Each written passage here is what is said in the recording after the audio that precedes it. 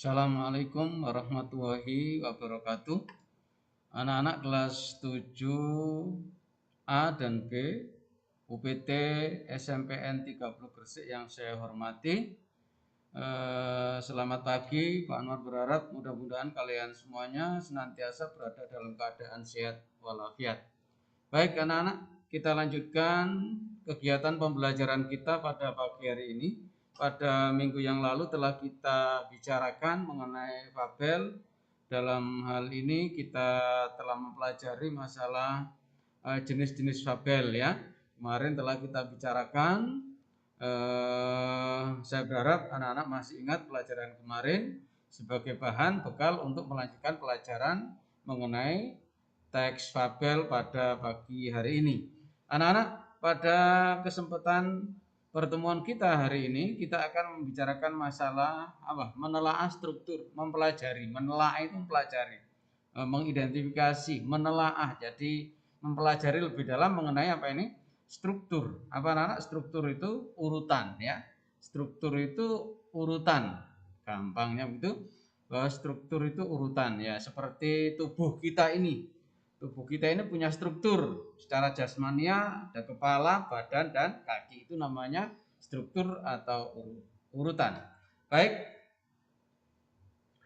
kita ketahui bahwa fabel merupakan cerita yang menggambarkan watak dan budi manusia yang pelakunya diperankan oleh binatang. Berisi pendidikan moral ya, moral, perilaku, dan budi pekerti. Fabel ini memiliki 4 bagian dalam strukturnya. Ya, ingat, fabel ini memiliki 4 bagian dalam strukturnya. Keempat bagian tersebut adalah sebagai berikut. Yang pertama, anak-anak, fabel itu bagian atau struktur pertama disebut dengan orientasi. Selanjutnya setelah orientasi, bagian yang kedua disebut komplikasi. Kemudian resolusi dan yang terakhir penutup atau koda. Nah, ya. Saya ulangi lagi. Struktur fabel itu ada orientasi, komplikasi, resolusi, dan yang terakhir sebagai penutup namanya koda. Pertanyaan selanjutnya adalah apa Pak Anwar yang namanya orientasi itu? Ya, orientasi itu bagian awal dari sebuah fabel, dari sebuah cerita yang berisi apa? Ciri-cirinya orientasi itu mengenalkan tokoh. Oh, dalam cerita ini ada tokoh singa dan tikus, kancil dan buaya, ya kan ya. Kemudian siput dan burung bangau, Tom and Jerry, latar, tempat, dan waktu. Nah, bagian awal itu biasanya mengenalkan tokoh. Oh, peristiwa cerita ini terjadi di kolam atau di hutan ya, atau di ladang atau di sawah. Itu namanya orientasi. Kemudian yang kedua namanya komplikasi. Konflik. Apa konflik itu? Pertikaian, ya, pertengkaran, permasalahan antara satu tokoh dengan tokoh yang lain. Komplikasi menuju klimaks. Jadi komplikasi itu permasalahan antara satu tokoh dengan tokoh yang lain. Dari tokoh-tokoh tadi itu mungkin ada permasalahan, mungkin di antara satu dan yang lain mungkin yang satunya berperilaku curang sehingga menimbulkan permasalahan terhadap tokoh yang lain. Itu namanya komplikasi. Sampai komplikasi itu menuju klimaks, puncak, ya kan? Kalau dalam film atau dalam sinetron di TV, klimaks itu kita sebagai penonton kadang terbawa dalam cerita itu. Ikut benci, ikut kasihan, ikut terharu. Itu namanya adalah fase atau tingkatan komplikasi dalam fabel tersebut. Kemudian persoalan itu mulai dapat ditemukan solusi atau pemecahannya. Itu namanya bagian resolusi. Dan yang terakhir koda. Ingat, koda itu boleh ada, boleh tidak. Jadi koda itu boleh dituliskan secara eksplisit, tetapi juga mungkin tidak dituliskan secara eksplisit, tidak dituliskan dalam bentuk paragraf tersendiri.